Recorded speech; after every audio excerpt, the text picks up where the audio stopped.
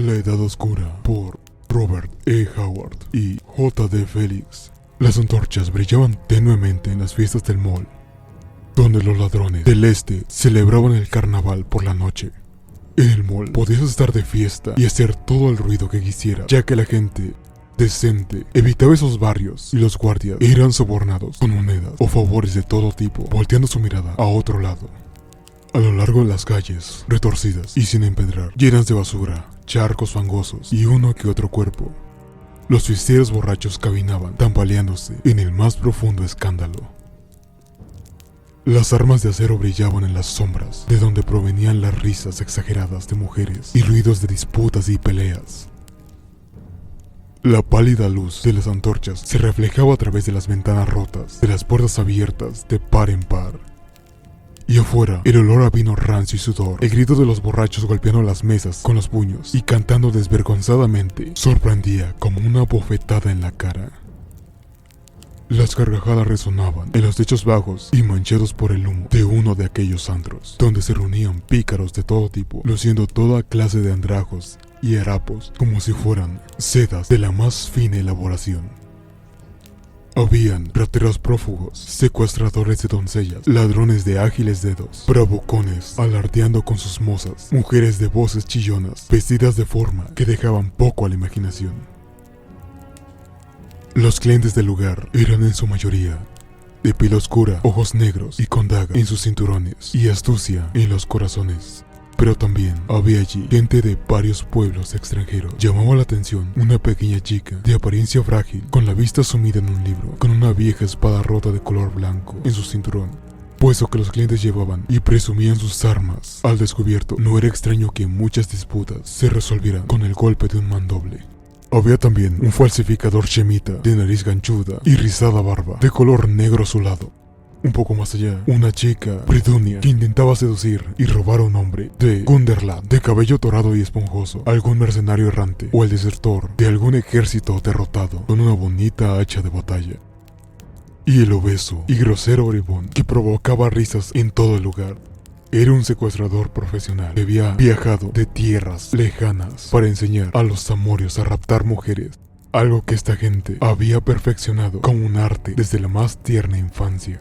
El secuestrador hizo una pausa en la descripción de sus posibles víctimas y se llevó una enorme jarra de cerveza espumosa. Luego se lamió los labios y dijo: Por ver, el dios de los ladrones, te juro que les voy a enseñar a estos a cómo robar una buena puta.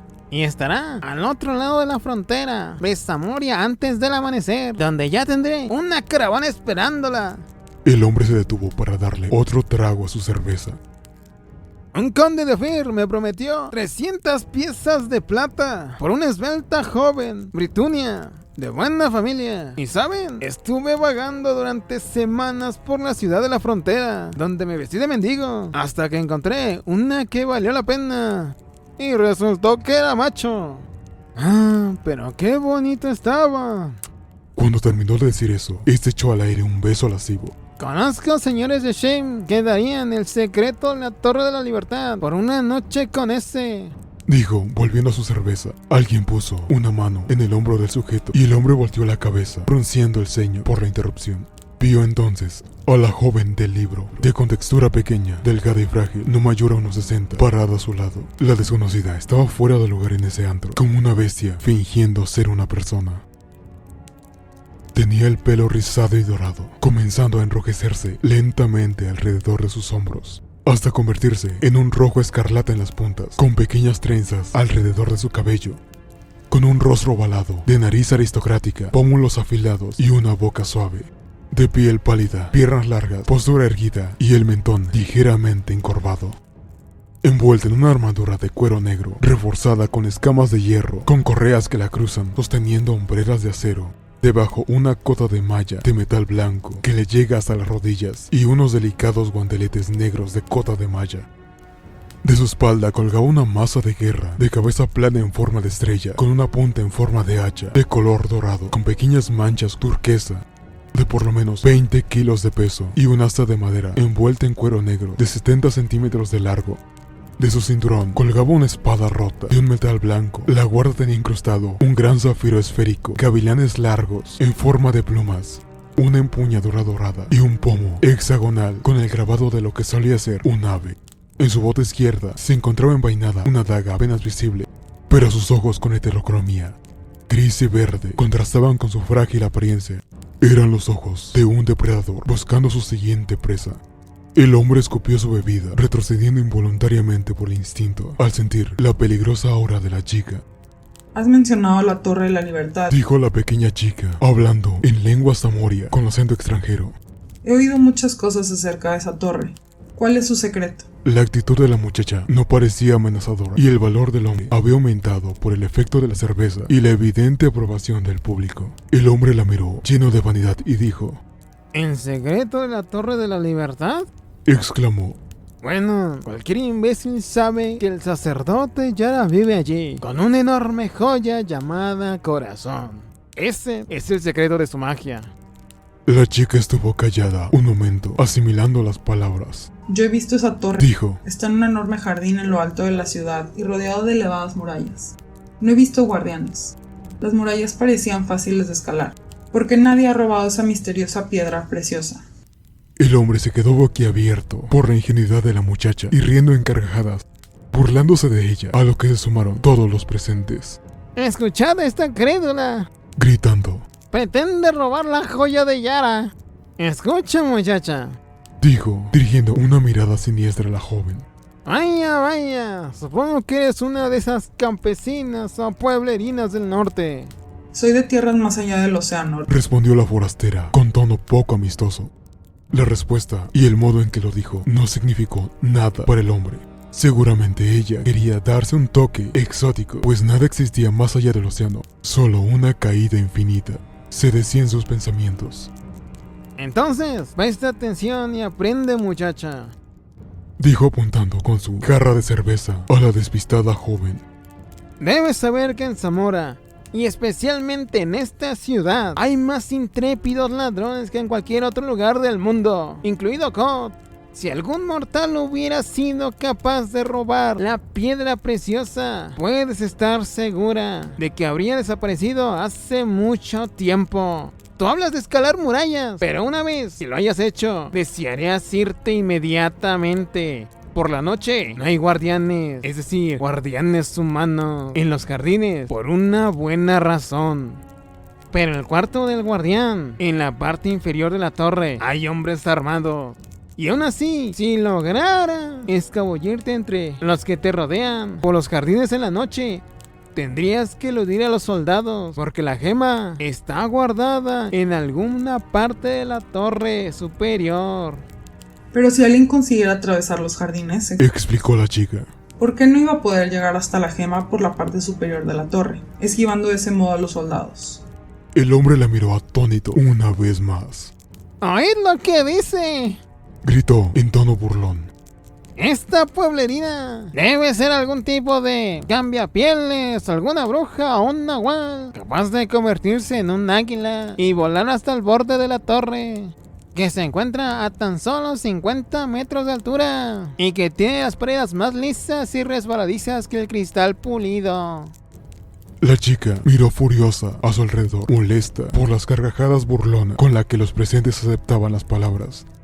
Ella no veía nada gracioso en ello y era demasiado ajena a esta civilización para comprender la falta de cortesía. Estos humanos civilizados son menos amables de los que existen en sus tierras porque saben que pueden ser más descorteses, sin correr el riesgo que les partan la cabeza. Estaba desconcertada, contrariada, y habría salido corriendo de allí, avergonzada, pero el hombre decidió seguir molestándola. ¡Anda, anda! Gritó. Cuéntales a estos pobres hombres que han sido ladrones desde antes que a ti te engendraran. Diles tú cómo robarías la piedra. Siempre hay alguna manera de hacerlo si el deseo está unido al valor. Contestó la chica en tono tajante y lleno de rabia. El hombre lo tomó como un insulto personal y se puso rojo de la ira, ¿Cómo? chillando. ¿Te atreves a enseñarnos nuestro oficio? ¿Y a insinuar que somos unos cobardes? Vete, fuera de mi vista, aficionada. Gritó, empujando a la chica con violencia. Primero te burlas de mí y ahora me pones las manos encima. Dijo la chica con tono irritado, sintiendo que le invadía la cólera y devolviendo el empujón con un manotazo. que hizo caer al hombre que la molestaba de espaldas sobre la mesa. La cerveza se derramó sobre la cara del hombre y este desenvainó su espada hecha una furia. ¡Perra estúpida! Gritó. ¡Te convertiré en mi puta hasta que mueras! El acero brilló y los que miraban se apartaron rápida y desordenadamente. En su ida tiraron la única vela que había allí y en el antro quedaron a oscuras. Se oyó el ruido de bancos rotos, los pasos rápidos de la gente que corría, gritaba, inventaba madres con los que tropezaba, cayendo unos encima de otros, y un exagerado grito de agonía acompañado de un destello cegador que cortó el alboroto como un cuchillo. Cuando volvieron a encender la vela, la mayor parte de los clientes habían huido por la puerta y las ventanas rotas. Los demás se apretujaban detrás de los barriles de vino y debajo de las mesas. La chica había desaparecido. En el centro de la habitación estaba desierto, con excepción de una masa de carne agonizante e irreconocible que rogaba por la muerte. Vistiendo la ropa de aquel hombre, la chica lo había desfigurado en medio de la oscuridad y la confusión, gracias a los instintos desarrollados por las enseñanzas de su difunto padre. Las pálidas luces y la fiesta de los borrachos se desvanecía atrás de la chica. La joven tiró su pequeño libro y había quedado destrozado gracias al ataque del tipo. Acomodado en su cinturón la vieja espada, con una expresión de cansancio, caminó por las calles retorcidas, sumidas en la oscuridad, sin más equipaje que sus armas. Se movía con la suave agilidad natural de un jaguar, y los rizos de su pelo se marcaban como manchas en la noche. Llegó a la parte de la ciudad reservada para los templos. Por todas partes brillaban, a la luz de las estrellas, las blancas columnas de mármol, las cúpulas doradas y los marcos plateados, los altares de los innumerables y extraños dioses de Zamora. La muchacha no pensó mucho en esos dioses. Sabía que la religión de los amorios, como todo lo que se refería a estas tierras, era intrínseca, compleja y había perdido en gran medida su esencia original. En medio de un laberinto de fórmulas, rituales y burocracia. Había estado muchas horas escuchando en los patios de los filósofos los razonamientos y discusiones de supuestos teólogos y maestros, que siempre terminaban hablando y discutiendo de los mismos temas: sexo, superioridad racial o moral. Nada tenía sentido. Se había ido de allí, confusa, perpleja y con una sola idea clara. Todos se ofendían por todo. Sus dioses, en cambio, eran simples y comprensibles. El dios del sol y la guerra, el colibrí azul, nacido armado del vientre de su madre, con el poder de crear y destruir la luna y las estrellas. Decidía quién vivía y moría. Era inútil invocarlo, porque era un dios tenebroso y salvaje que odiaba a los débiles, pero daba poder a la gente de su tierra natal al momento de nacer, y así como la voluntad y el poder de matar o conquistar a sus enemigos, lo que, para la mentalidad de la chica, era lo que se esperaba de un dios. Las botas de la joven no hacían ruido al caminar por el reluciente empedrado. No había guardias, porque hasta los ladrones del mall evitaban los templos, pues se sabía que había caído extrañas maldiciones sobre los que violaban ese lugar. Delante de ella, recortada contra el cielo, Anne vio la Torre de la Libertad. Se preguntó asombrada por qué le habrían dado ese nombre. Nadie parecía saberlo, o eso aparentaban. Pero ¿qué significaba esa libertad? Para la gente con poder, encerrada en una habitación reducida, cuyo único contacto con el mundo exterior era mirar una gema brillante todo el día. Ella no entendía eso. La torre, resplandeciente con un fulgor brillante bajo el cielo nocturno, a la luz del sol, en cambio, su brillo era tan deslumbrante que pocas personas podían soportarlo. Se decía que estaba hecha de plata. Era redondeada, tenía la forma de un cilindro fino y perfecto, de casi 50 metros de altura, y su borde brillaba a la luz de las estrellas debido a las enormes joyas que la adornaban. La torre se alzaba entre los árboles exóticos de un jardín situado a gran altura. Había una enorme muralla alrededor de este jardín y por fuera un terreno intermedio, rodeado igualmente por un muro. No se veía ninguna luz. Parecía que la torre no tenía ventanas, o al menos por encima del nivel de la muralla. Tan solo las cimas de la punta brillaban con un resplandor helado bajo el firmamento.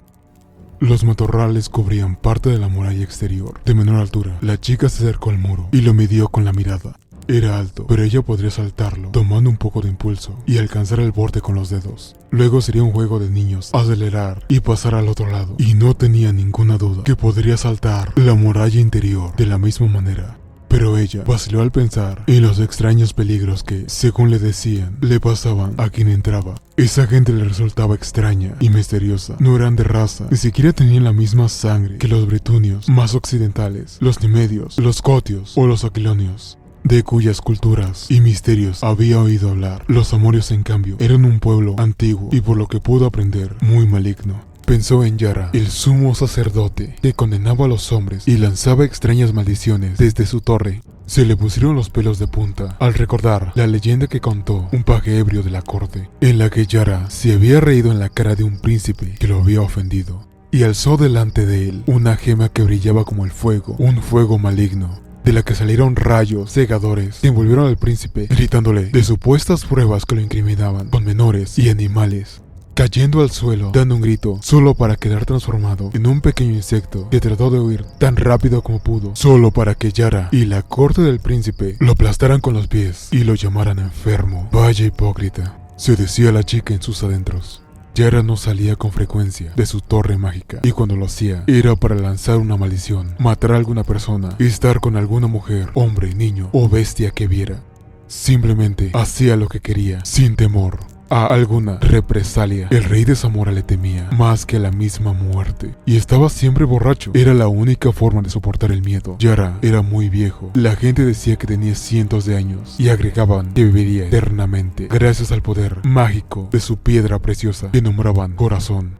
¿Esa era la razón por la que llamaban Torre de la Libertad? ¿Tener el poder de hacer todo sin consecuencias?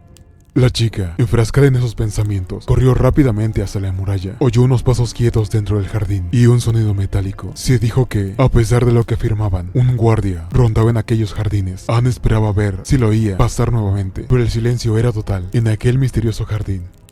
Finalmente la curiosidad pudo más que ella. Dio un ligero salto, apoyó una mano en la muralla y de un impulso saltó hacia arriba. Se tendió de bruces sobre el ancho borde y miró hacia abajo para observar el amplio espacio que había entre las murallas. No había ningún arbusto, pero vio unas matas cuidadosamente recortadas cerca de la muralla interior. La luz de las estrellas alumbraba el cuidado césped y se oía el sonido de una fuente.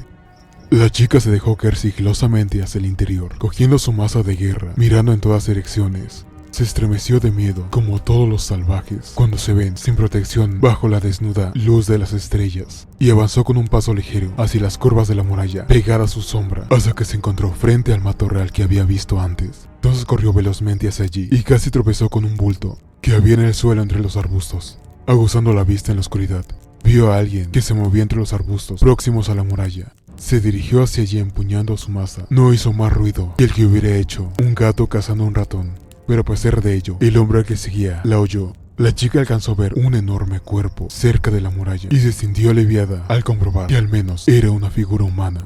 Entonces el individuo giró rápidamente sobre sus talones y ahogó un grito de asombro que mostraba pánico. Hizo además de dar un salto hacia adelante con las manos extendidas, pero retrocedió al ver el brillo de la maza de guerra de Anne. Durante unos segundos llenos de tensión, ninguno dijo una palabra, sino que esperaron atentos a lo que pudiera ocurrir. Tú no eres un soldado, dijo finalmente el extraño en voz baja. Tú eres una ladrona, igual que yo. ¿Y quién eres tú? Preguntó la chica con un susurro receloso. Soy Taurus, de Nemedia. Un placer conocerte. La joven bajó su maza de guerra y dijo: He oído hablar de ti. Todos te llaman el príncipe de los ladrones. El extraño contestó con una risa contenida. Taurus era el típico chico malo, alto, de por lo menos 1,90, delgado pero musculoso. Cada uno de sus movimientos detonaba un magnetismo dinámico y sutil, y se reflejaba en sus penetrantes ojos negros que brillaban como centellas, llenos de vida a la luz de las estrellas. De pelo negro rizado, un tono de piel rugoso, rasgos afilados, casi italiano, vestido con un pantalón negro, y hacía juego con un par de brazaletes de cuero del mismo color, los pies descalzos y el torso descubierto. Llevaba algo parecido a una cuerda fuerte y delgada, enrollada y con pequeños nudos atados de manera regular. Y dime, ¿quién eres? Susurró. Soy Anne del Nuevo Mundo, contestó la chica. He venido a ver si podía robar la gema de Yara, a la que todos llaman Corazón. Anotó cómo los definidos abdominales de Taurus se sacudían por la risa contenida, pero se dio cuenta de que no eran despectivas. Por Bel, dios de los ladrones, dijo Taurus entre dientes. Yo había pensado que era el único con el valor suficiente para robarle a ese idiota. Estos amorios se creen ladrones. Bah, me gusta tu osadía. Nunca he compartido una aventura con nadie, pero por Bel, que vamos a intentar esto juntos. Si estás de acuerdo. Entonces, ¿tú también buscas la gema? ¿Qué otra cosa podría buscar? He trazado mis planes por meses. Pero tú, en cambio, has actuado de manera muy impulsiva. Las palabras de Taurus iban acompañadas de una sonrisa que hubieran derretido a cualquier otra joven, excepto a Anne. ¿Eres tú quien ha matado al soldado? Por supuesto. Me arrastré por la muralla cuando él estaba en el otro extremo del jardín. Cuando me escondí en los matorrales, ¿me escuchó o creyó haber oído algo? En el momento de cometer el error de venir hacia mí, fue muy fácil ponerme detrás de él y apretar el cuello por sorpresa, asfixiándolo hasta que exhalara su último suspiro de su necia vida. Era como casi todos los humanos, medio ciego en la oscuridad. Pero has cometido un error. Dijo Anne. Los ojos de Taurus se encendieron de cólera cuando dijo: ¿un error? ¿Yo? Imposible. Deberías haber ocultado el cadáver entre los arbustos. ¿La novata pretende enseñarle su arte al maestro? Debe saber que no hay cambio de guardia hasta pasada medianoche. Si alguien viniera a buscarlo y encontrar el cuerpo, iría a comunicarlo inmediatamente a Yara, lo que nos daría tiempo para escapar. Pero si lo encontraran entre los arbustos, nos rastrearían y nos atraparían como ratas en una trampa. Tienes razón, admitió Anne, sonrojándose al instante. Así es, estamos perdiendo demasiado tiempo valioso en esta discusión. No hay ningún guardia en el jardín interior. Quiero decir, guardias humanos. Aunque hay centinelas que son mucho más peligrosos aún. Es su presencia la que me ha detenido durante tanto tiempo. Pero finalmente he descubierto una buena forma para burlarlos. ¿Y qué me dices de los soldados que vigilan en la parte inferior de la torre? El viejo Yara vive en las habitaciones superiores. Por ese camino entraremos y saldremos. Espero. No me preguntes cómo, pero he planeado una forma de hacerlo. Nos introduciremos furtivamente por la parte superior de la torre y estrangularemos al viejo Yara hasta que no pueda hechizar con alguna de sus maldiciones. Al menos lo intentaremos. Correremos el riesgo de que nos convierta en araña o un sapo asqueroso. Pero por otro lado, tener la posibilidad de obtener toda la riqueza y el poder del mundo. Un buen ladrón debe saber correr riesgos y tener un calzado adecuado. Iré hasta donde sea, dijo Anne, quitándose las botas y sacando su daga acomodándola en su cinturón. Entonces, sígueme. Taurus terminó de decir esto y se volvió. Se aferró a la muralla y saltó. La agilidad de aquel hombre era asombrosa, teniendo en cuenta su tamaño. Parecía casi deslizarse hacia el borde del muro. Anne lo siguió y cuando estaban de espaldas sobre el ancho paredón, hablaron en voz baja. No veo ninguna luz, dijo Anne entre dientes. La parte inferior de la torre se parecía mucho a la parte que se veía desde fuera del jardín. Un cilindro perfecto y brillante, que no parecía tener ninguna apertura. Hay puertas y ventanas hábilmente construidas, Respondió Taurus. pero están cerradas. Los soldados respiran el aire que viene de arriba. El jardín era un vago conjunto de sombras cubiertas de pequeños árboles donde se balanceaban sobriamente en la oscuridad ligeros arbustos. El cauto espíritu de Anne sintió el aura amenazadora que se cernía sobre aquel lugar. Persiguió la mirada ardiente de unos ojos invisibles y sintió un aroma sutil que le erizó instintivamente el pelo de la nuca como a los sabuesos cuando huelen la presencia de su antiguo enemigo. Sígueme. Susurró Taurus, Ven detrás de mí si aprecias en algo tu vida. extrayendo de su cinto lo que parecía ser un tubo de cobre. El nemedio se dejó caer nuevamente encima del césped interior. Anne lo seguía de cerca con su masa de guerra preparada, pero Taurus la empujó hacia atrás contra la pared y se quedó inmóvil. Estaba en una actitud de tensa expectación y su mirada, al igual que la de Anne, estaba fija en las sombras de los arbustos que había cerca de ahí. La mata se movió a pesar de que la brisa había dejado de soplar. En ese momento vieron dos enormes ojos resplandecientes entre las ondulantes sombras y detrás de estos pudieron ver otros destellos de fuego que centellaban en la oscuridad. ¡Tigres!, susurró Anne. Sí, seguramente de día los encierran en las cavernas subterráneas que habrá debajo de la torre. Por eso no hay guardias en este jardín. Anne contó rápidamente los ojos y dijo: Yo veo 5, pero quizá haya más en los matorrales. Nos atacarán de un momento a otro. Silencio, dijo Taurus en voz muy baja, apartándose del muro con prudencia, como si estuviera caminando sobre cuchillas y alzando el delgado tubo. Se oían ruidos sordos provenientes de las sombras, y se veía avanzar los ojos resplandecientes. Anne percibió las inmensas mandíbulas babeantes y las colas que azotaban el aire en todas direcciones.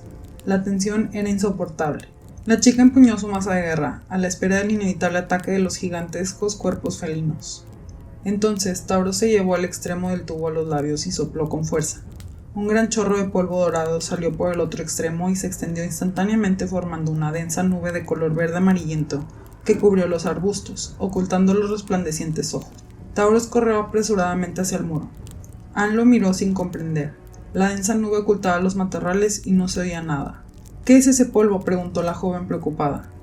digamos que es la muerte. Con el nemedio con tono silbante. Si se levantara el viento y soplara en nuestra dirección, tendríamos que huir saltando la muralla. Pero no se ha levantado el viento y la nube se está disipando.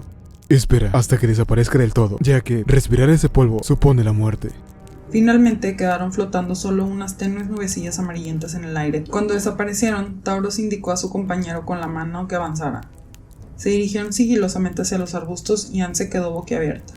Tendidos en el suelo entre las sombras yacían 5 cuerpos de felinos atigrados cuya mirada feroz se había extinguido para siempre. Un olor dulzón y empalagoso permanecía en el aire. Murieron sin lanzar un solo rugido, murmuró la chica. Tauros, ¿qué era ese polvo? Estaba hecho con la flor del loto negro, que crece en las selvas remotas de Kitán, en la que solo habitan los monjes de cráneo amarillo. De Jun, la mortalidad de esas flores solo se equipara a su belleza, ya que cualquiera que las huela muere. Anne se arrodilló al lado de los enormes animales muertos, asegurándose de que no podían hacer daño. Movió la cabeza pensando que la magia de las tierras exóticas era terrible y misteriosa a los ojos de una chica del Nuevo Mundo. ¿Por qué no matamos a los soldados de la torre de la misma manera?, preguntó la muchacha. Porque ese polvo era todo lo que tenía. Su obtención fue una hazaña por sí sola. Hubiera bastado para hacerme famoso entre todos los ladrones del mundo. Lo robé de una caravana que se dirigía a Estigia y me apoderé de él con su bolsa tejida de hilos de oro, cogiéndola entre los anillos de una inmensa serpiente que la cuidaba, sin siquiera despertarla. Pero, ¿qué estoy diciendo? Ay, por Bel. Vamos, no quiero molestarte con historias aburridas. Entonces se arrastraron entre los arbustos hasta llegar a la brillante base de la torre, y allí, imponiendo silencio con un gesto, Tauros desenrolló la cuerda de nudos, en uno de cuyos extremos había un fuerte gancho de acero. Anne intuyó cuál era su plan y no hizo ninguna pregunta. Entretanto, el de medio cogió la soga a corta distancia del gancho y comenzó a hacerlo girar sobre su cabeza. Anne apoyó su oreja sobre la lisa superficie del muro para ver si escuchaba algo, pero no oyó nada. Evidentemente, los soldados que estaban dentro no sospechaban la presencia de los intrusos, que habían hecho menos ruido que el viento de la noche soplando entre los árboles. Sin embargo, la chica sentía un extraño nerviosismo. Tal vez fuera por el olor de los tigres que se percibía en todas partes. Tauros lanzó la cuerda con un movimiento uniforme y ondulante de su fuerte brazo. El gancho trazó una extraña curva, difícil de describir, y desapareció por encima del enjollado borde. Aparentemente quedó bien sujeto, pues los cuidadosos tirones del hombre no consiguieron aflojarlo. Suerte el primer intento, murmuró Tauros. Ahora. El salvaje instinto de Anne hizo que se volviera súbitamente, porque la muerte que estaba encima de ellos era silenciosa. Un vistazo bastó para que la chica viera la gigantesca sombra parada, erguida bajo el firmamento, preparándose para el ataque mortal. Ningún humano civilizado se habría movido con la rapidez de la chica. Su masa de guerra brilló bajo la luz de las estrellas, impulsada por la fuerza y el valor desesperado de la joven, y en ese momento la mujer y la bestia rodaron juntos por el suelo. Maldiciendo de modo incoherente para sus adentros, Tauros se agachó para observar los cuerpos y vio que las extremidades de su compañera se movían, tratando de quitarse de encima el enorme peso flácido que tenía sobre su cuerpo. El Nemedio miró y vio asombrado que el tigre estaba muerto, con el cráneo partido en dos. Tauros sujetó el cuerpo del animal muerto y con su ayuda Anne lo empujó a un lado, y se levantó aferrada a su masa de guerra, manchada de sangre. ¿Estás herida?, preguntó boquiabierto Tauros, todavía perplejo por la pasmosa rapidez con la que había ocurrido todo. Por el dios del sol y la guerra no, respondió la chica, pero me he librado por poco. ¿Por qué esa maldita bestia no rugió en el momento de atacar? Todo en este jardín es más extraño de lo que había esperado, dijo Tauros. Los tigres atacaron en silencio, al igual que las otras muertes. Pero sigamos, aunque has hecho poco ruido en la pelea. Los soldados pudieron haber escuchado algo, a menos que estén dormidos o borrachos. Esa fiera estaba en alguna parte del jardín y escapó a las muertes de las flores. Pero seguramente ya no hay más animales. Ahora debemos trepar por esta cuerda. Imagino que no es necesario preguntarte si puedes hacerlo. Si resiste nuestro peso, dijo la chica con un gruñido mientras limpiaba su masa de guerra en la hierba. Puede aguantar 3 veces mi peso, respondió Tauros. Está hecha con trenzas de mujeres muertas que yo mismo cogí de sus tumbas a medianoche. Y luego sumergí en la mortífera savia de árbol de upa para hacerlas más resistente. Yo subiré primero, luego tú me seguirás de cerca. El de medio aferró la soga enganchando una rodilla en ella y comenzó el ascenso. Subió como un gato, a pesar de la aparente torpeza de su pesado cuerpo. La chica fue tras él. La cuerda se balanceaba y giraba sobre sí misma, pero los ladrones siguieron escalando. Ambos habían trepado por lugares más difíciles en otras ocasiones. Veían el resplandor del borde enjollado de la torre por encima de ellos, que sobresalía un poco de la pared perpendicular, de modo que la cuerda colgaba unos 50 centímetros a los lados de la torre, lo que facilitaba el ascenso. Continuaron trepando en silencio, viendo cómo las luces de la ciudad se hacían más pequeñas a medida que subían, y el brillo de las estrellas se atenuaba por el resplandor de las joyas que adornaban el borde del edificio. Por fin, Tauros tendió una mano y se aferró al borde, y con un impulso saltó al otro lado. Anne se detuvo un momento en el borde del mismo, fascinado por las enormes y frías joyas cuyo fulgor la deslumbraba. Había diamantes, rubíes, esmeraldas, zafiros, turquesas y piedras de la luna incrustada como brillantes estrellas en un cielo de plata luciente. Desde lejos, su resplandor se fundía en un solo resplandor blanco, pero ahora de cerca centellaban con 1.000.000 de matices que cubrían todo el arco iris, hipnotizando a la muchacha con sus reflejos. «Aquí hay una fabulosa fortuna, Tauros», susurró la joven. Anne, apresúrate. Si conseguimos el corazón, esto y todo lo demás será nuestro, le contestó el Nemedio con un gesto de impaciencia. Anne trepó por el brillante borde. El techo de la torre estaba unos metros por debajo del saliente enjollado.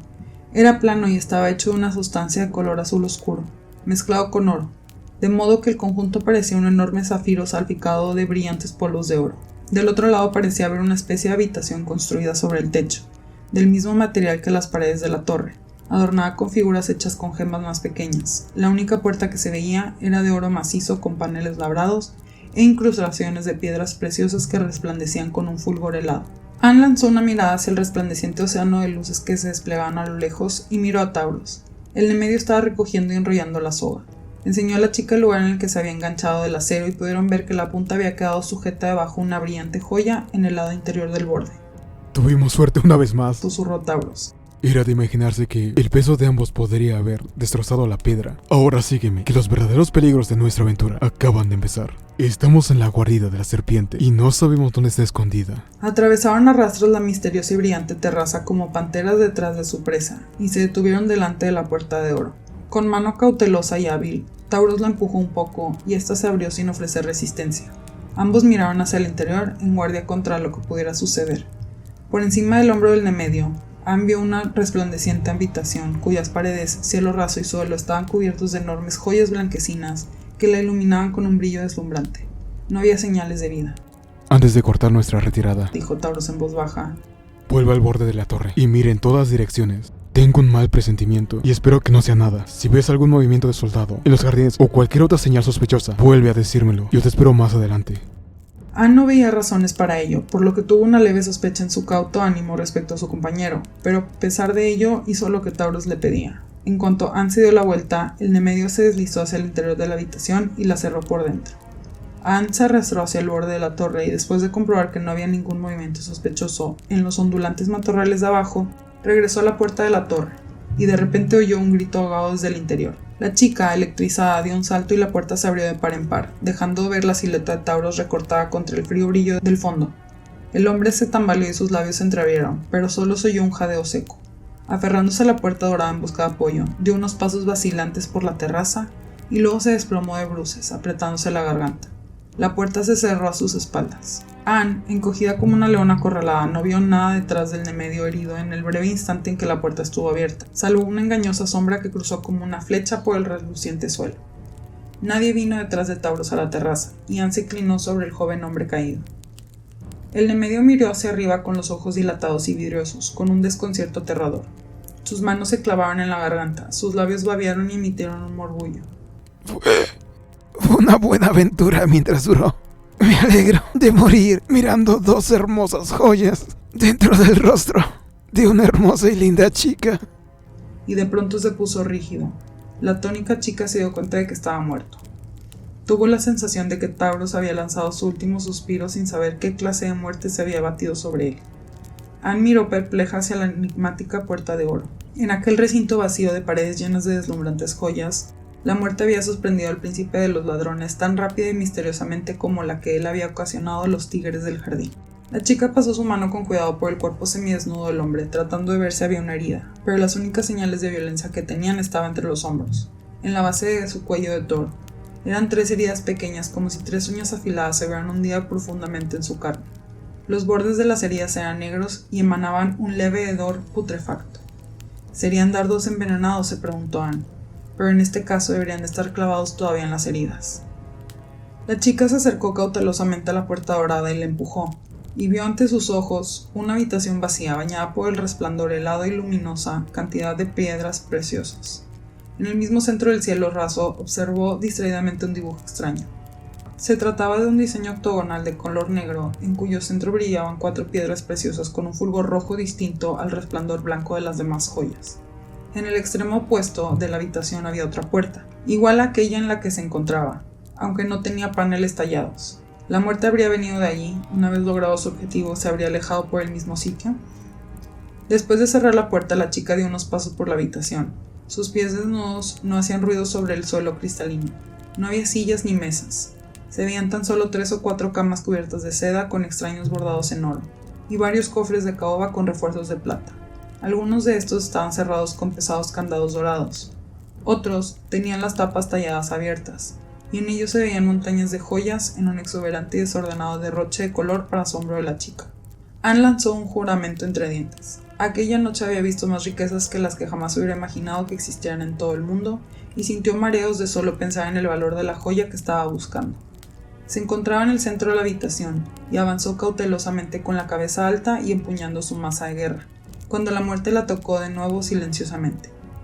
Una sombra pasó volando por el resplandeciente suelo como única advertencia, y lo que le salvó la vida fue el instintivo salto que dio hacia un lado.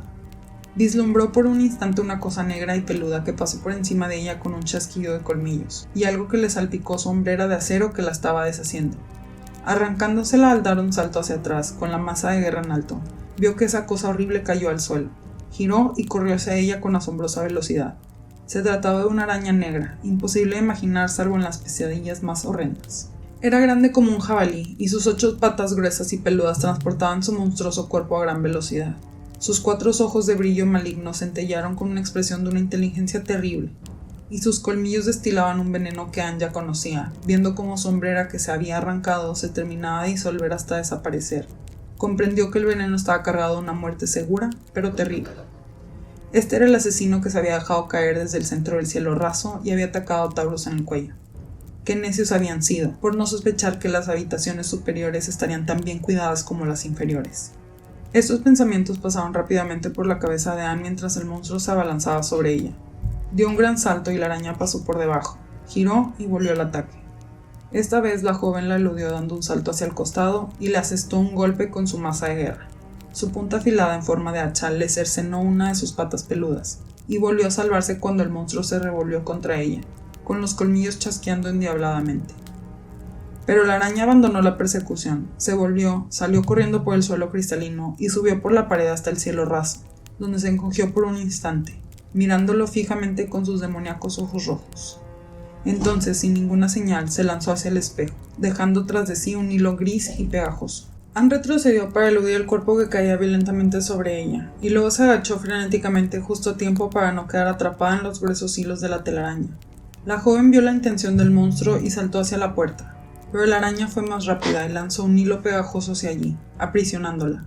No se atrevió a cortarla, porque sabía que aquella sustancia se quedaría pegada en su arma. Antes de que pudiera limpiarla, el monstruo endemoniado le habría clavado sus colmillos en el espaldar de su armadura, deshaciéndola con ella. Entonces comenzó un juego desesperado en el que el ingenio y la agilidad de la chica se enfrentaban a la astucia demoníaca y a la rapidez de la gigantesca araña. Esta no volvió a correr por el suelo atacando directamente, ni lanzó su cuerpo por el aire contra ella, sino que corrió por el cielo raso y por las paredes, tratando de enredar a la muchacha con los lazos que formaba la sustancia gris y pegajosa, que arrojaba con diabólico acierto. Aquellos hilos eran gruesos como sogas, y Anne se dio cuenta de que si quedaba envuelta en ellas, ni siquiera su fuerza desesperada o el filo de alguna de sus armas podría librarla del ataque del monstruo. Aquella danza diabólica continuó por todo el recinto en medio de un silencio absoluto, solo interrumpido por la respiración agitada de la chica y el ruido sordo de sus pies desnudos arrastrándose por el brillante suelo, y por el terrible castañeteo de los colmillos del monstruo. Los hilos grises yacían enrollados sobre el suelo, estaban adheridos a las paredes y cubrían los cofres llenos de joyas y las camas de seda, y pendían como oscuros festones del cielo raso enjollado.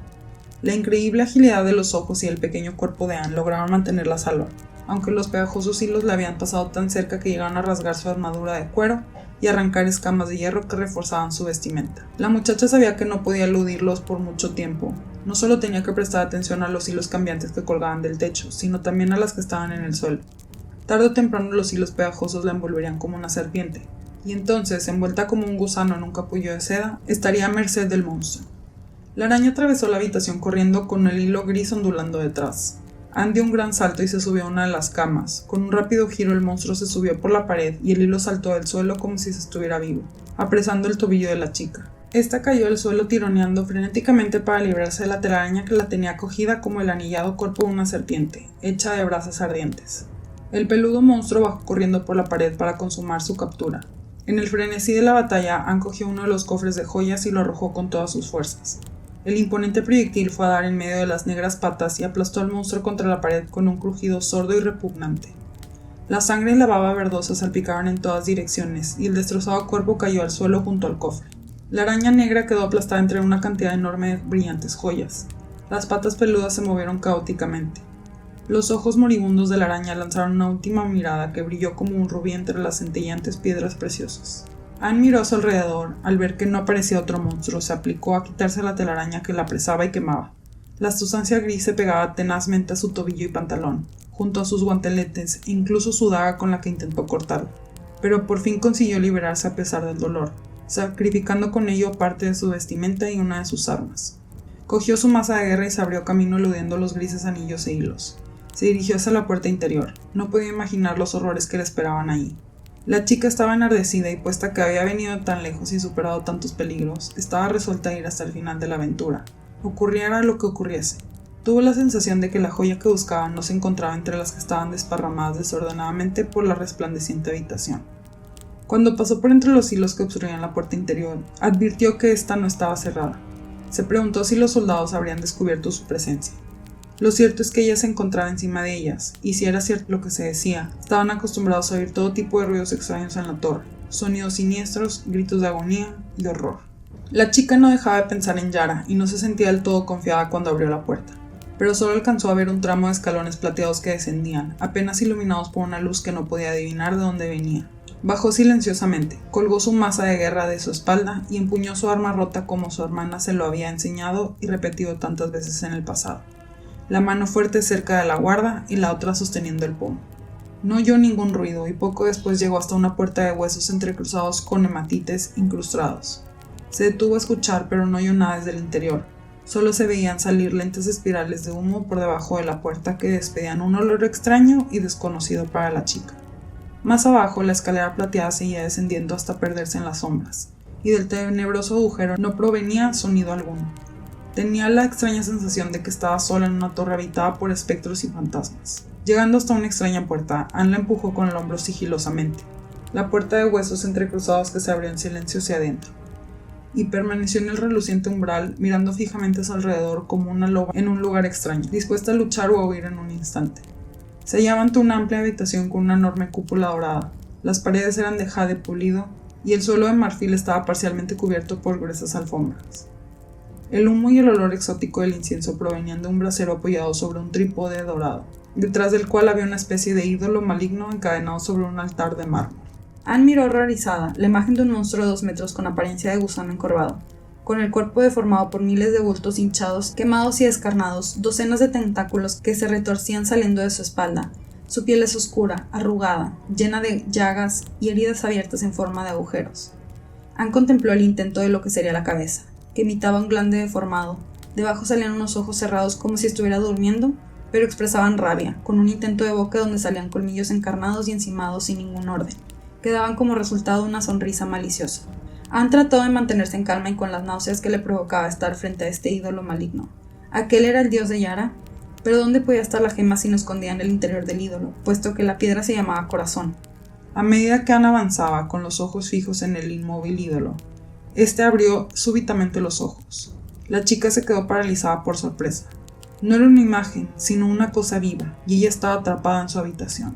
Un indicio del terror que la paralizaba es el hecho de que no reaccionara al instante de un arrebato de frenesí, dejando libres sus instintos homicidas. Una persona de estas tierras en su situación sin duda habría buscado refugio creyendo que estaba loca. Pero a Anne no se le ocurrió dudar de sus sentidos. Sabía que se encontraba cara a cara con un demonio del antiguo mundo, y esa seguridad la privó de todas sus facultades, salvo la de la vista. Un tentáculo de esa cosa horrorosa se alzó como buscando algo, y los ojos de la criatura miraban sin ver. Entonces, Anne se dio cuenta de que el monstruo era ciego. Este pensamiento calmó sus tensos nervios y comenzó a retroceder en silencio en dirección a la puerta. Pero el engendro oía. El tentáculo sensible se estiró hacia ella y la muchacha quedó nuevamente helada de espanto cuando el extraño ser habló con una voz rara, profunda y melodiosa pero entrecortada, siempre en el mismo tono. La chica comprendió que aquella boca no fue creada para hablar un lenguaje humano. ¿Quién está ahí?, preguntó. ¿Has venido a torturarme nuevamente, Yara? ¿No tendrá fin esta agonía? Las lágrimas rodaban por sus mejillas y Anna observó las extremidades extendidas sobre el mármol. Sabía que el monstruo no podía levantarse para atacarla. Conocía las marcas del tormento y las quemaduras del fuego, y por más dura que fuera, no podía evitar estar impresionada por las deformidades de lo que en el pasado pudo ser. Y súbitamente todo el miedo y el asco se convirtieron en una profunda compasión. Anne no sabía quién era ese monstruo, pero era tan evidente su terrible y patético sufrimiento que sin saber por qué le embargó una abrumadora tristeza. Sintió que estaba presenciando una tragedia cósmica y sintió vergüenza, como si la culpa de toda una raza hubiera caído sobre ella. No soy Yara, dijo. Soy solamente una ladrona. No te haré daño. Acércate, por favor, para que pueda tocarte, dijo la criatura dudando. Y Anne se aproximó sin miedo, con la espada olvidada en su mano. Sus tentáculos sensibles alzaron y palparon su rostro, sus hombros y su cabello, como hacen los ciegos. El contacto era tan suave como el de la mano de un infante. Tú no perteneces a la raza maligna de Yara, suspiró la criatura. Llevas la marca de la fiereza pura y esbelta de las tierras más allá del océano. Conozco a tu gente desde la antigüedad. Los conocí con otro nombre, ya olvidado hace mucho tiempo, cuando un mundo distinto alzaba sus brillantes torres hacia las estrellas. Pero hay sangre en tus manos. Es de la araña que había en la habitación de arriba y de uno de los tigres del jardín, susurró Anne. También has matado a un hombre esta noche, respondió el otro. Y hay muerte arriba en la torre. Siento perderse un alma. Sí, admitió la chica. El príncipe de los ladrones yace ahí sin vida, víctima de la picadura de un bicho. Así es, dijo con una extraña voz inhumana en una especie de canto monótono. Un muerto en la caverna, un muerto en la terraza. Perdón, lo siento. Y el tercero producirá un efecto mágico que ni el mismo Yara imagina. ¡Oh, hechizo de la libertad! Las lágrimas rodaron nuevamente por sus mejillas mientras el torturado ser se estremecía presa de las más variadas emociones. Anne seguía mirándola perpleja. Entonces cesaron las convulsiones. Los suaves ojos ciegos se volvieron hacia la chica y le hizo una seña con uno de sus tentáculos. Escúchame, mujer, por favor, dijo el extraño ser. Sé que te parezco repugnante y un monstruo, no es cierto, pero tú tal vez me parecerías igual de extraña si pudiera verte. Existen muchos mundos, además de esta tierra, y la vida adapta a diferentes formas. No soy ni un dios, ni un demonio, soy de carne y hueso, como tú. O solía serlo, aunque la sustancia sea parte distinta y la forma está creada con modelos diferentes. Soy muy viejo, mujer de la selva. Llegué a este planeta hace mucho tiempo, con otros seres de mi mundo, de un planeta verde, Chad, que da vueltas eternamente en el límite del universo.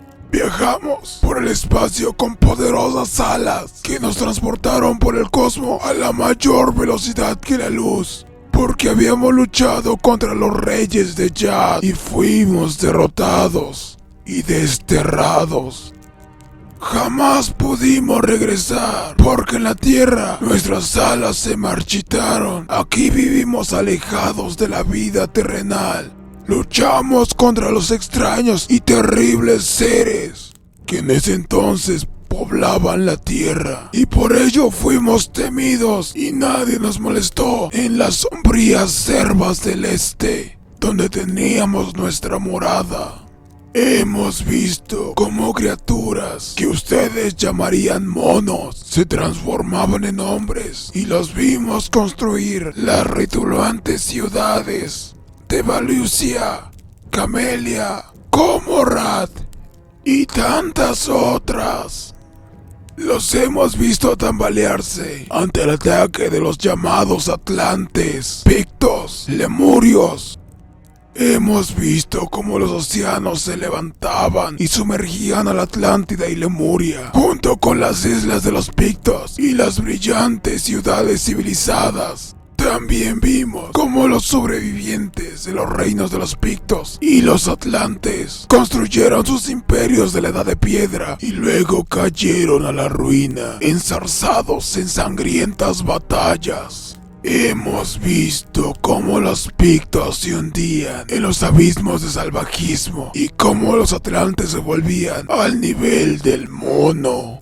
Hemos visto cómo los nuevos salvajes se dirigían al sur desde el círculo ártico en oleadas conquistadoras para construir nuevas civilizaciones de los nuevos reinos llamados Nemedia, Kor, Aquilonia y muchos otros. Vimos cómo tu pueblo surgía de la migración masiva a las tierras más allá del océano, donde se enfrentaron en grandes batallas a los lagartos primigenios, de los que solo sobrevivieron 4 hermanos, 4 reyes, 4 reinos. Y de sus descendientes nacieron imperios de sacrificios y conocimiento, donde su gente se mezcló y corrompió con los atlantes supervivientes, ayudando a divinizar a aquellos hermanos como sus dioses, tus dioses. Vimos a los descendientes de los lemurios que habían sobrevivido al cataclismo levantarse una vez más, superando el salvajismo y dirigiéndose hacia el este, convirtiéndose en Hircanios. Y hemos visto cómo esas razas de seres malignos, sobrevivientes de la antigua civilización que existió antes del hundimiento de Atlantis, volvió a tener cultura, poder. Se trata de este maldito reino de Zamora. Hemos visto todo eso sin ayudar ni interferir las inmutables leyes del cosmos y nos fuimos muriendo uno tras otro. Porque nosotros, los hombres de Ya, no somos inmortales, sino bien nuestras vidas son como las vidas de los planetas y de las constelaciones. Finalmente quedé yo solo, soñando con los tiempos pasados, entre los ruinosos templos perdidos de las selvas de Kitán, venerado como un dios por la antigua raza de piel amarilla. Después llegó Yara, versado en antiguos conocimientos oscuros transmitidos a través de años de barbarie antes del hundimiento de Atlantis. Al principio, Yara se sentó ante mis pies, por lo que yo transmití mi sabiduría, pero no estaba satisfecho con lo que yo le enseñaba, porque se trataba de magia blanca, o lo que él entendía como magia, y él deseaba conocer la ciencia del mal, al fin de esclavizar a los reyes y saciar sus ambiciones demoníacas. Yo no estaba dispuesto a enseñarle ninguno de los secretos de la magia negra que había adquirido a pesar mío a través de los siglos. Pero su inteligencia era mayor de lo que había creído, con engaños aprendidos entre las polvorientas tumbas de Estigia. Me manipuló para revelar un secreto que yo no quise contarle a nadie y volteó mi propio poder en contra mía.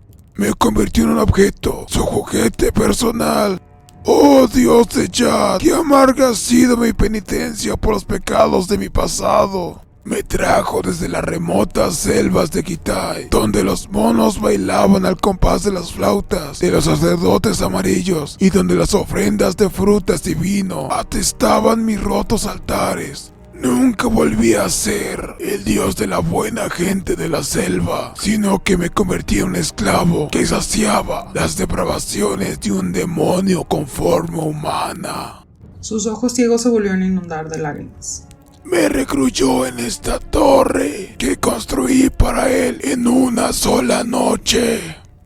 Me dominó por medio del fuego y la tortura, así como por extraños tormentos tormentos sobrenaturales que desearía olvidar. Intenté muchas veces poner fin a esta larga agonía, quitándome la vida, pero él me mantuvo entre los vivos, cada vez más deforme, más ciego y destrozado, para que realizara sus asquerosos deseos. Y durante 300 años he hecho su voluntad desde esta prisión, ensuciando más y más mi alma con pecados cósmicos y mancillando mi sabiduría con crímenes, porque no podía hacer otra cosa.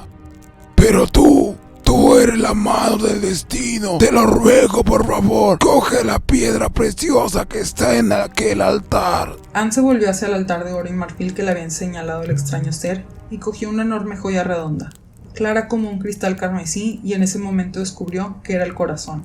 Y ahora, la gran magia, la poderosa magia que nadie ha visto ni verá jamás en millones y millones de años. Por mi alma, mi sangre, lanzo el conjuro por la sangre del pecho verde de Jad, que sueña a lo lejos del inmenso y vasto espacio azul. Coge tu arma, mujer, y corta mi corazón.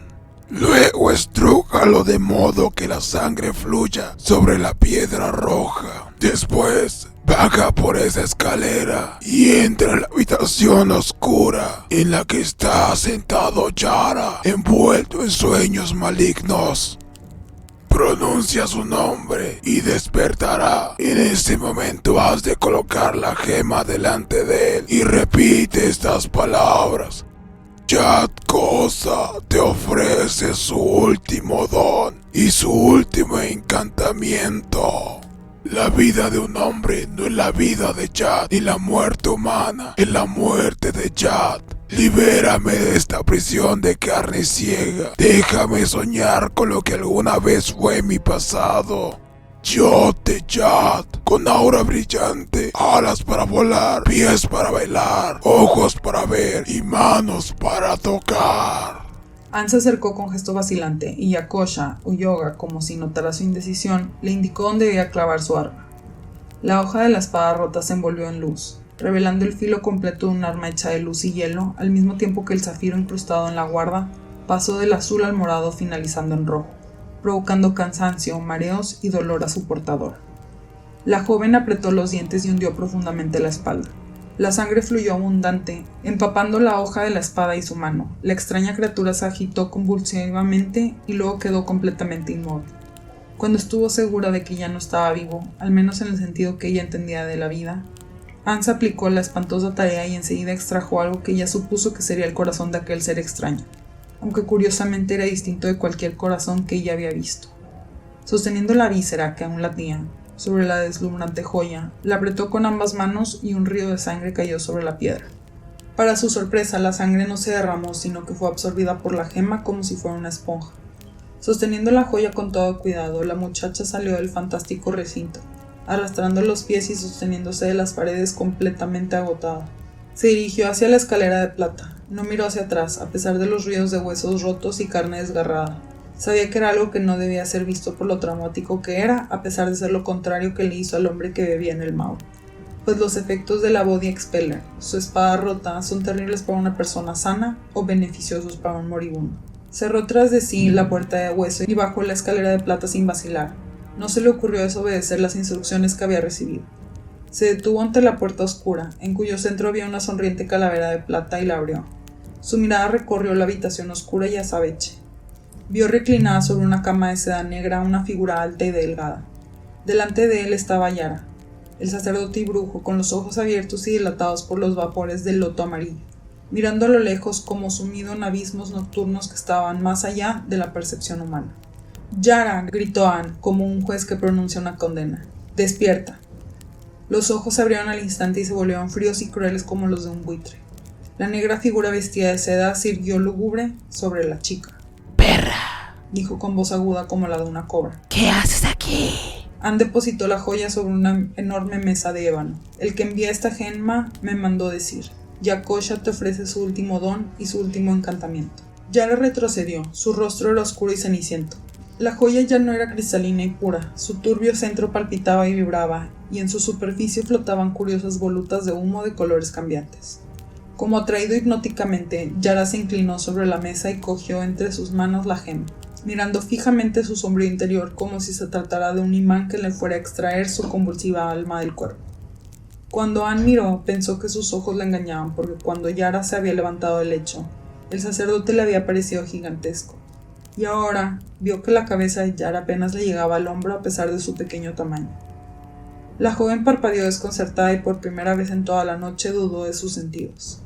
Luego, conmocionada, se dio cuenta que el sacerdote se hacía cada vez más pequeño delante de sus propios ojos. O era el cansancio que la afectó más de lo que ella creía. Anne observó con indiferencia como quien ve una representación. Abrumada por la sensación de irrealidad, la chica ya no estaba segura de su propia identidad.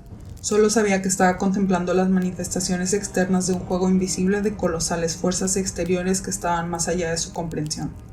Ahora Yara tenía el tamaño de un niño, y luego se tumbó sobre la mesa como un bebé, pero todavía aferraba la joya.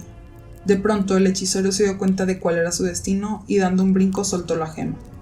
Pero se hizo más pequeño aún, y Anne lo vio convertido en un cuerpo minúsculo que corría frenéticamente sobre la mesa de ébano, agitando los diminutos brazos y chillando como una rata. Ya era tan insignificante que la gran joya parecía una montaña a su lado. Anne vio cómo Yara se cubría los ojos con las manos como si quisiera protegerse del fulgor, mientras se tambaleaba como un poseído. La muchacha sintió que una fuerza magnética invisible atraía a Yara hacia la gema. Dio 3 vueltas como un loco alrededor de la piedra e intentó volverse 3 veces y escapar a través de la mesa. Entonces el sacerdote lanzó un grito que sonó apagado, alzó los brazos y corrió directamente hacia la resplandeciente joya. Inclinándose más por curiosidad que por cansancio, Anne vio cómo Yara trepaba por la superficie lisa y redonda con grandes esfuerzos, como un hombre que asciende por una montaña de hielo. Por fin el sacerdote llegó a la parte superior agitando los brazos, e invocó los nombres de seres terribles que solo los dioses conocen, y de repente se hundió en el centro mismo de la joya, como un hombre que se hunde en el mar, y Anne vio cómo las volutas de humo se cerraban sobre su cabeza. Luego la divisó en el centro carmesí de la gema, que se volvió transparente y cristalino como quien contempla una imagen lejana en el tiempo y en el espacio. Entonces apareció en el mismo centro de la joya una figura alada vestida solamente con su desnudez, de pelo rubio y ondulado, ojos verdes. Su piel parecía irradiar un brillo dorado y su cuerpo era musculoso y bien proporcionado para su pequeño tamaño. Le regaló una sonrisa e inclinó la cabeza ante Anne. Me presento ante ti con mi verdadera forma, con la que nací hace eones. Me hubiera gustado conocerte en otro momento, y lamento despedirme así, pero no te pareces a lo que había imaginado, sino como una belleza extraña, no, salvaje, una belleza salvaje. Provocó que el rostro de Anne enrojeciera. Yara extendió sus brazos y corrió como un loco, pero el vengador alado fue tras él. En ese momento la enorme joya desapareció, estallando como si fuera una pompa de jabón en medio de un fulgor brillante, y la mesa de ébano quedó vacía. La chica se volvió y huyó de la habitación descendiendo por la escalera de plata. Estaba tan perpleja que no se le ocurrió escapar de la torre por donde había entrado. Bajó corriendo a pesar del agotamiento, por el curvo y sombrío agujero plateado hasta llegar a una habitación más grande al pie de la resplandeciente escalera. Allí se detuvo un instante. Había llegado al cuarto de los soldados. Vio el brillo de sus plateadas corazas y de las enjolladas empuñaduras de sus espadas. Se habían desplomado sobre la mesa de banquetes, con las plumas oscuras ondeando sobriamente sobre los cascos de las cabezas caídas. Yacían entre los dedos y entre las copas caídas, cuyo vino manchaba el suelo de color lápiz lazuli. Anne no sabía si se trataba de brujería, magia o de la oculta influencia de las enormes alas doradas, pero su camino estaba libre de obstáculos. Había una puerta de plata abierta, recortada contra la claridad del alba.